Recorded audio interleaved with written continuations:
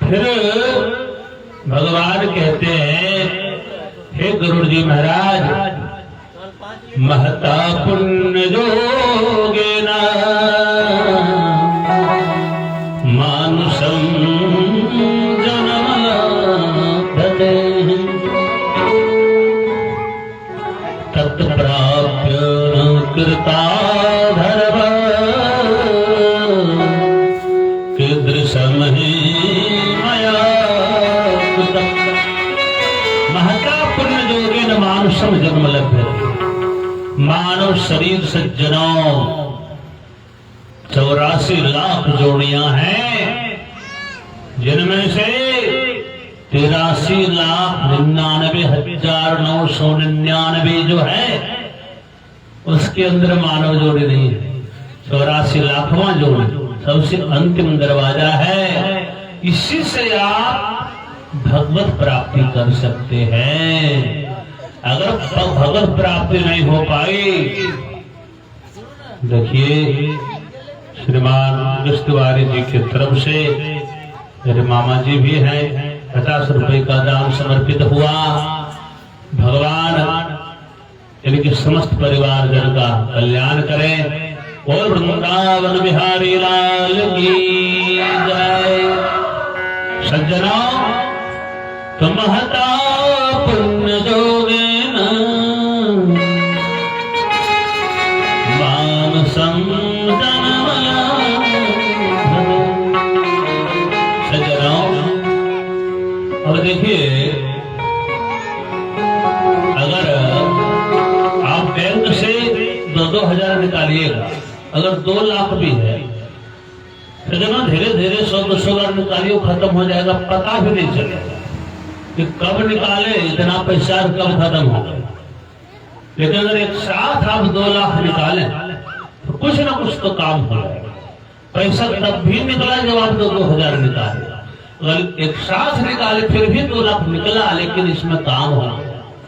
इस शरीर जो मिला है ना, ये समझिए कि पूर्व जन्म में किसी न किसी जोनियों में आपने पुण्य कर्म किया होगा और इस बार इसी के प्रभाव से आपको मानव शरीर मिल गया। महता पुण्य जोगे, एक पुण्य नहीं। लेकिन इसको कैसे बिताते हैं? कई लोग हैं महाराज, कई लोग हैं, शाम हुआ और बस इधर से उधर जुगाड़ व्यवस्था में दिन भर झूठ बोले, ठगे। आजकल तो गरीबों से ठगने का महाराज, जो थोड़ा मूर्ख है ना, भोला भाला है, उसको तो ठगने वाला समझता है कि बलि का बकरा है, तुरंत इसको अपना शिकार कर लेगा। फिर उनके बारे में नहीं जानता, उनका डर उसको नहीं है, क्योंकि उसको सत्संग किया ही नहीं है ना वो। महाराज, भगवान देख रहे हैं, किसी से नहीं भगवान से डरना चाहिए। भगवान से मतलब यदि आप नहीं भी रखते हैं तो भगवान को तो मतलब आपसे है, वो तो छोड़ने वाले नहीं, वो हमेशा आपके पास है। इसलिए इस प्रकार के पाप न करें। शरीर आप लोगों को मिला है किस लिए? भजन के लिए, कथा श्रवण के लिए और परलोक संवारने के लिए। साधन धाम मोक्ष करी द्वारा पायन जही परलोक संवार, उसका अधिकार है जो मानव शरीर पाकर परलोक नहीं सवार पाए। सज्जनों, इसके बाद दोबारा मनुष्य मानव शरीर मिलेगा, कोई गारंटी नहीं। अगर उपयोग नहीं हो पाया फिर मानव शरीर अभी नहीं, बड़ा मुश्किल है। इसी तरह महाराज भगवान के होते माया न दत्तम, हवन नहीं होता है, जिस घर में भजन कीर्तन नहीं होती है, स्वाहा श्रद्धा स्वस्ति विवर्जितानि असमसान तुल्यानि ग्रहाणि तानि। महाराज, जिस घर में स्वस्ति वाचन न होता हो, स्वाहाकार न होता हो, पितरों का तर्पण न होता हो, जिस घर में साधु संतों ब्राह्मणों का सम्मान न होता हो, ऐसा घर श्मशान तुल्य माना जाता है। इसलिए जब मौका मिले पुण्य कर्म करना चाहिए। न तीर्थ सेवा विहिता विधान तो। जो मानव जीवन में तीर्थ सेवा नहीं कर पाए, जिस मानव ने परोपकार नहीं कर पाया, उसका मानव जन्म लेना धिक्कार है। और महाराज सत्पुरुषान सेविता, जो मानव जन्म लेकर के साधु संतों की सेवा नहीं कर पाया, उसका मानव जन्म लेना बेकार है। सज्जनों, ये सब उपयोगी बात है। न श्रुतम पुराणम, जो वेदों को नहीं सुनते, वेदों को नहीं मानते। सज्जनों, वेद शास्त्रों के वचन को नहीं मानते हैं, उनके प्रमाण को नहीं मानते हैं। अरे कुछ तिथि नहीं होता है, कोई करुणा नहीं होती है, ये फालतू की चीज है, आडंबरी है। अरे महाराज, तुम्हारा आपका मेरा जीवन क्या है? आडंबरी है, फिर क्यों खा रहे? अरे महाराज, बर्बादी तो तब लगेगा जीवन की आपको, जब आपको पता चलेगा जीवन में आपने भजन नहीं किया। इसलिए जीवन को जिए भक्ति के साथ, तभी जीवन का उपयोग होगा, अन्यथा दूसरा कोई उपाय परलोक संवारने का नहीं है। एक राजा साहब का 3 प्रश्न था सज्जनों, कि भगवान कितने हैं, कहाँ रहते हैं और क्या करते हैं। राजा साहब सभी को प्रश्न पूछते रहते थे। महाराज एक बार एक महात्मा से प्रश्न कर दिए। पहुंचे हुए महात्मा थे। महात्मा जी बोले, राजा साहब, इस प्रश्न का उत्तर आप अकेले श्रवण करेंगे कि अपने परिवार जनों, आपके राज्य के वासियों के साथ? राजा साहब बोले, हे महात्मन, समस्त राज्यवासी के साथ अगर श्रवण करें बड़ा आनंद आ जाता। महात्मा जी बोले, कितने दिन का समय चाहिए? राजा साहब बोले, हे महात्मा जी, आप मुझे 5 दिन का समय दीजिए। ठीक है, जाओ। तब तक चलिए ना प्रभु, आप मेरे राज्यसभा में रहिएगा, राज दरबार में रहिएगा, एक तो जड़ सुविधा मिलेगी आपको। बोले महात्मा जी, देखिए महात्मा जो होते हैं ना, आपके राजशाही रहीसी कपड़ों से, भोजन से लेना देना नहीं होगी। महात्मा जी बोले, राजन, मुझे कुछ नहीं चाहिए, मेरे लिए कुटिया बनवाई। महाराज कुटिया बनाया गया, सारी सुविधा उसमें की गई। महात्मा जी वही ठहरे। महात्मा जी देखते थे कि प्रत्येक दिन कोई किसान आता है उनके खेत की, उनके कुटिया के सामने खेत में। एक दिन महात्मा जी उसको बुलाए, बोले, भैया एक काम करो, आप महात्मा बन जाओ। तो महाराज, ये कौन सी बातें आप कर रहे हैं? परिवार है, पत्नी है। महाराज, बड़े भाई, साधु बनने के लिए कह रहे, साधु होने के लिए नहीं कह रहे। महाराज, बनने में क्या है? भगवा कपड़ा पहन लिए, बन गए सब। अरे होने में दिक्कत है। इंद्रियों को जिन्होंने साध लिया, कंट्रोल कर लिया, उसी का नाम साधु है। लेकिन आपको तो बनना है। किसान तैयार हो गया। ठीक है महाराज, कहाँ जाना है? बोले राजा साहब के पास।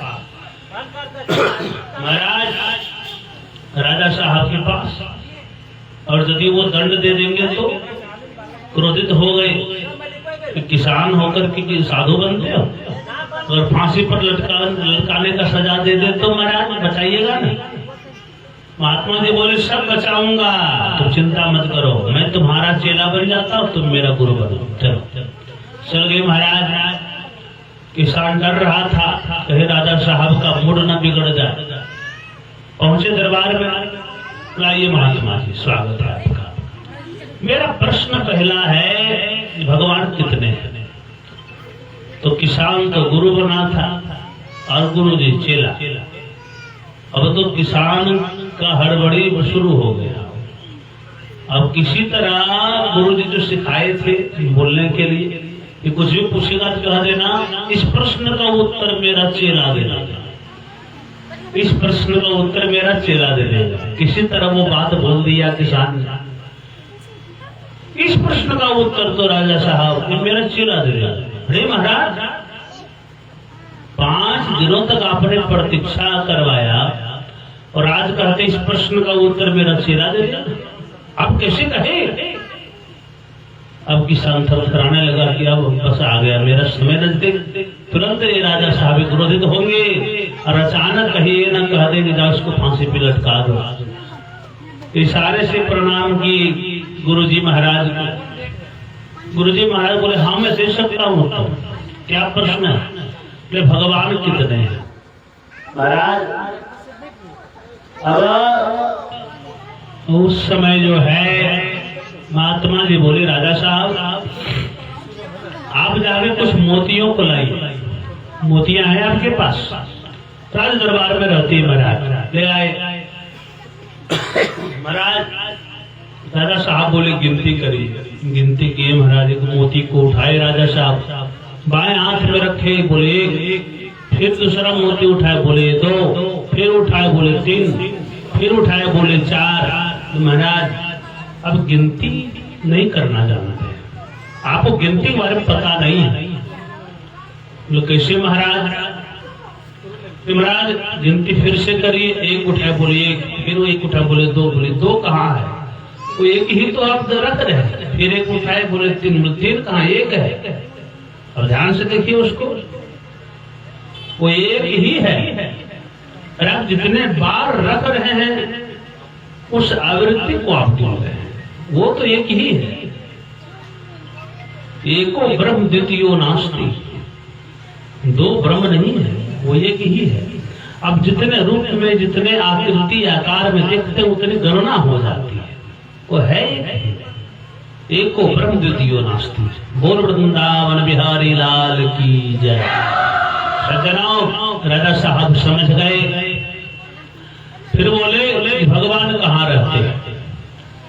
ईश्वर महात्मा जी बोले कि महाराज आप सिर्फ प्रश्न करते हो, भोजन पानी तो करवाना है नहीं, तो क्या चाहिए महाराज? तो दूध चाहिए। दूध लगा एक पात्र में दूध मंगवाया गया, वहां पर महात्मा जी के सामने रख दिया राजा साहब ने। और राजा साहब उसमें हाथ घुमाने लगे। महाराज महात्मा जी दूध में हाथ घुमाने लगे। राजा साहब बोले भी, अरे महात्मा जी क्या रोड़ रहे हैं? कुछ खो गया, कुछ गिर गया है क्या?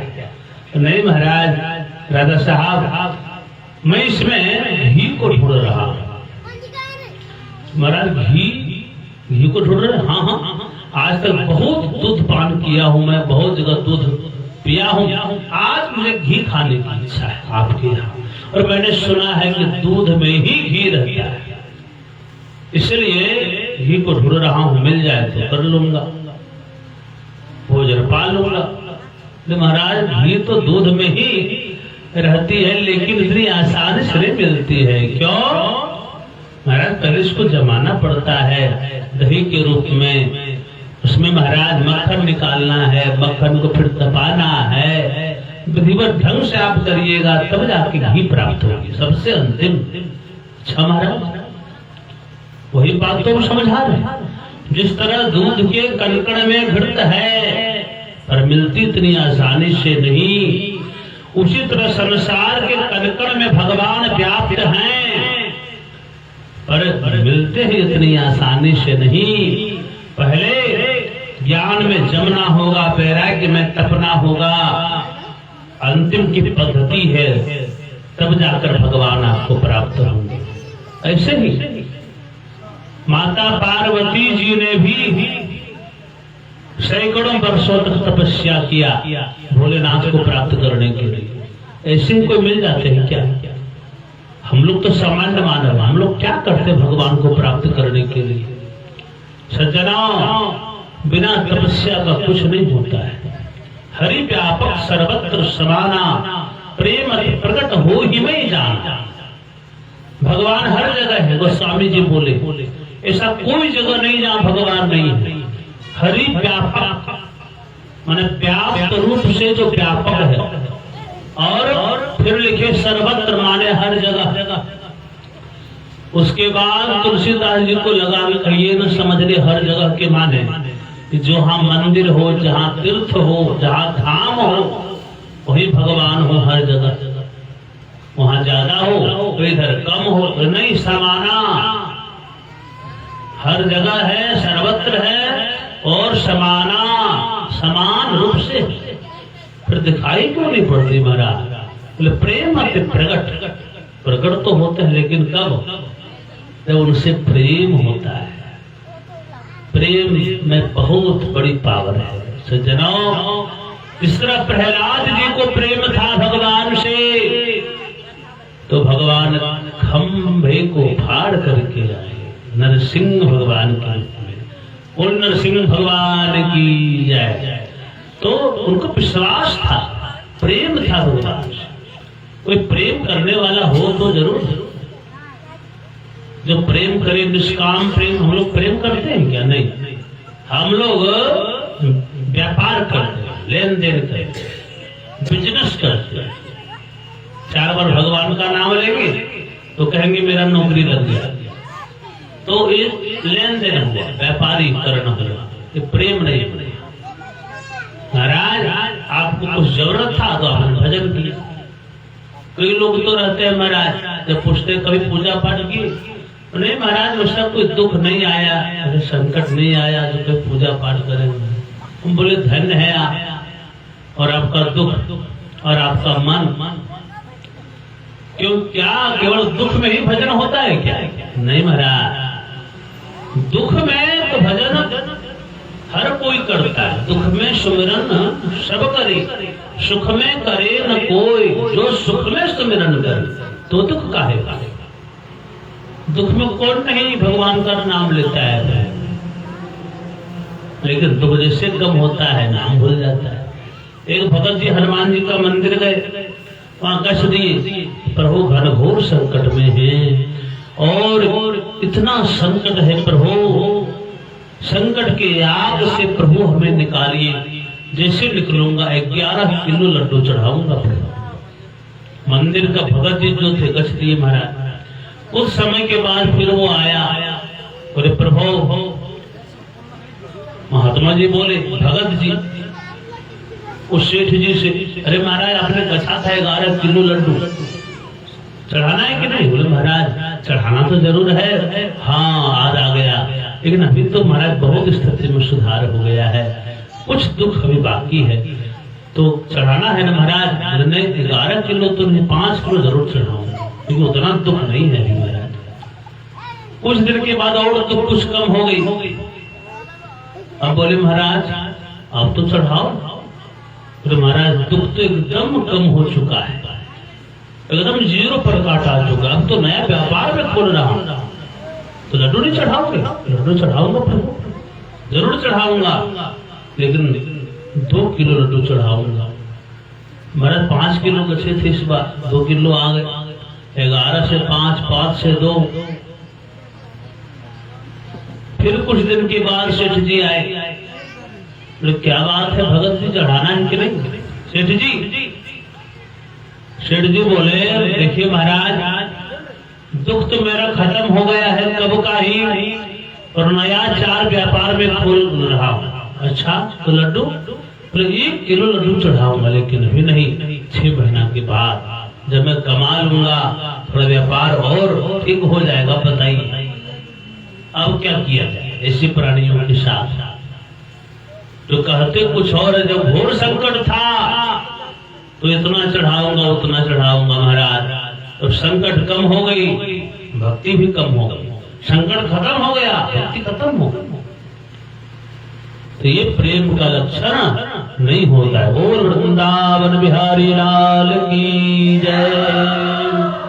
और बाबा ले चलियो हमारो अपन नगर, बाबा ले चलियो